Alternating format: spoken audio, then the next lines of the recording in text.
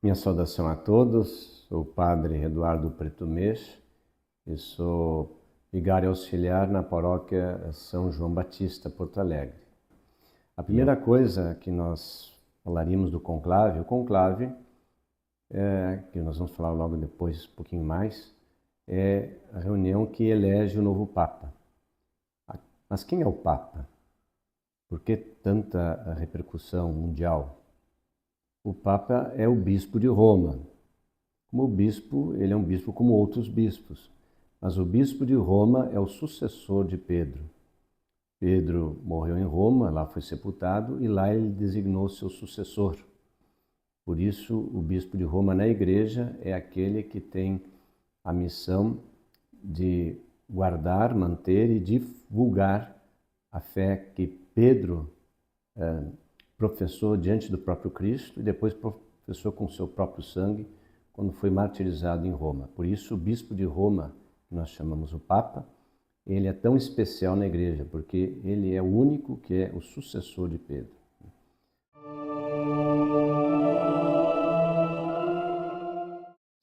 Cardeais é um título que o Papa concede, a gente chama criar cardeal. O Papa pode fazer cardeal quem ele bem entender, ele não precisa ter uma regra que ele tenha que obedecer. Ele faz cardeal quem ele achar que deve fazer cardeal, criar cardeal quem ele achar que deve criar cardeal. E o Papa Francisco inovou nesse sentido, colocando cardeais de outras regiões do mundo que nunca antes tiveram um cardeal. A intenção do Papa foi mostrar assim ainda mais a universalidade da Igreja Católica. O Papa agora, de Pedro até Francisco, foram 266 papas, agora vai ser o 267º. E no primeiro milênio, os papas eram eleitos em geral pelo clero romano. Os padres da Diocese de Roma elegiam e escolhiam o novo Papa. Aí, no século X e início do século XI, começou a haver muita interferência na eleição do bispo de Roma, o Papa, e aí teve um Papa chamado Nicolau II, que colocou, para diminuir a interferência externa, colocou uma nova lei. De 1059 em diante, quem podia eleger um Papa, isso até hoje, eram os cardeais. Cardeais, pessoas da Igreja, portanto, para diminuir a influência externa. Depois, para não haver contestação na eleição, teve um outro Papa, Alexandre III, que colocou que para uma eleição do Papa tinha que ter 2/3 dos votos dos cardeais, para ninguém colocar em dúvida a eleição. Depois, mesmo assim, os cardeais elegiam, mas ainda não era conclave. Conclave vai surgir um pouco depois. Teve um período que levaram 2 anos e meio para eleger um Papa, quando morreu Clemente IV e foi eleito Gregório X. Isso em 1271. Aí, em 1274, foi decidido que, dali em diante, os cardeais se reuniriam num conclave, isto é, com chave, isto é, totalmente separados de tudo e de todos, para eleger o futuro Papa. Então, de 1274 em diante, começa o conclave. Cardeais que se reúnem, se isolam do mundo, para ter o quê? Não ter influência externa e também para não demorar tanto assim na escolha de novo Papa, se reúnem nesse conclave para eleger o novo Papa. Isso sobre a origem do conclave. Mais tarde, houve uma outra mudança, ou melhor, uma especificação. Passaram a ser 70 cardeais o número de cardeais que elegeriam um novo Papa. Paulo VI mudou a regra, um Papa tem autoridade para mudar a regra. E Paulo VI mudou a regra para 120 cardeais, mas com uma outra novidade. Só os cardeais com menos de 80 anos poderiam e podem votar para Papa. Eles podem ser votados, mas não podem votar para Papa. Só os cardeais com menos de 80 anos.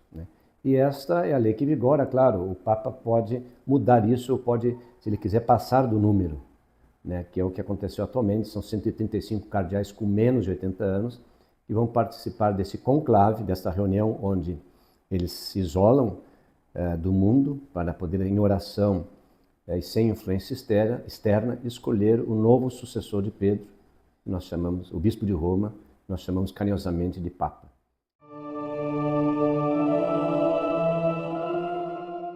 Para ser eleito Papa, não precisa ser cardeal. Os cardeais podem eleger um outro que não seja cardeal, podem eleger um outro para ser Papa. Porém, na história da Igreja, a última vez que aconteceu isso, que foi eleito um Papa que não era cardeal, foi em 1378, Urbano VI. Depois dele, até hoje, todos os papas eleitos eram já cardeais. Assim que o Papa Francisco for sepultado, os cardeais ainda se reúnem um pouco, e depois eles vão rezar uma missa na Basílica de São Pedro, e depois dessa missa, na intenção da eleição do novo Pontífice Romano, eles entram e vão para o conclave. As votações do conclave sempre são na Capela Sistina, aquela capela famosa por causa das pinturas a frescos de Michelangelo. E lá, quando houver 2/3 dos votos, 2/3 mais um dos votos para provavelmente um cardeal, aí sim se dará a eleição, que é comunicada ao mundo através de um símbolo, a fumaça branca. A fumaça preta é quando o escrutínio, a eleição, não elegeu um Papa, e a fumaça branca indica ao mundo que o novo Papa foi eleito. Mas isso é só um símbolo que é mantido assim para manter uma tradição bem antiga. Isso um pouquinho então sobre a eleição.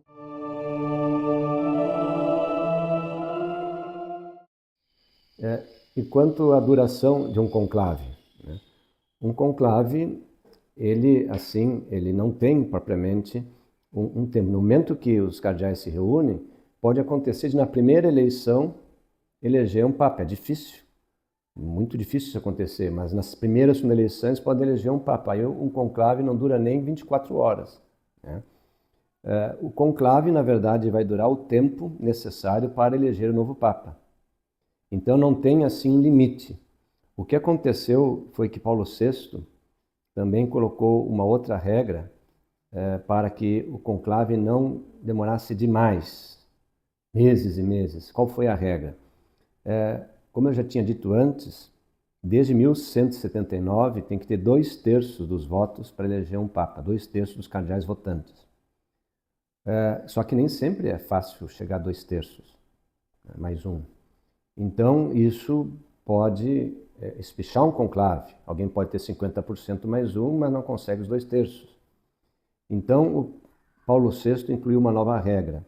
Depois de tantos dias de conclave, tantas votações, eu não sei exatamente qual o número, mas depois de um longo período, aí sim o conclave pode eleger o novo Papa com 50% mais um dos votos. Para o quê? Para que o conclave também não demore demais. Eu não sei exatamente depois de quantas votações, que tem que ter 2/3 mais um, depois de quantas votações, não conseguindo, pode ser 50% mais um. Em todo caso, mesmo agora, se com 50% mais um não se chega a uma eleição, isso vai durar até que um seja eleito, né? Portanto, não tem um prazo máximo. Só que nos últimos séculos, né, os conclaves eles não são longos. Agora, no século XX, XXI, por exemplo, todos os conclaves são aqui alguns dias, não dá nem uma semana de conclave, já é eleito o novo Papa.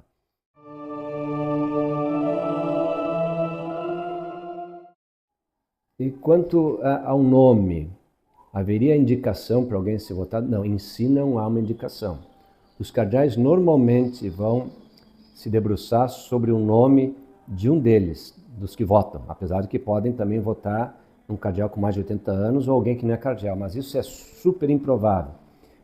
É muito provável que eles vão, nomes dos atuais cardeais com menos de 80 anos, eles vão ver esses nomes e vão, a partir disso, fazer a votação. Durante muito tempo, todos os papas eram italianos. De 1522, com Adriano VI, que era holandês, até João Paulo II, 1978, todos os papas eram cardeais italianos. E com a eleição de João Paulo II, que era um polonês, essa tradição foi deixada de lado, mas era apenas uma tradição. Não existe regra. de dizer que o Papa tem que ser deste ou daquele país. Isso não existe. A Igreja Católica, portanto, universal. Né? E claro, agora nós tivemos um Papa polonês, um Papa alemão e o primeiro Papa do Novo Mundo, o primeiro Papa da América e da América Latina, que foi Papa Francisco. Agora, os cardeais, eles não vão olhar qual país, eles vão olhar os nomes entre eles e aquele nome que cada cardeal achar o mais indicado para ser Papa. E a partir daí vai haver a votação, até que se chegue a esse número de 2/3 mais um dos votantes em relação a um nome de alguém, provavelmente de um cardeal.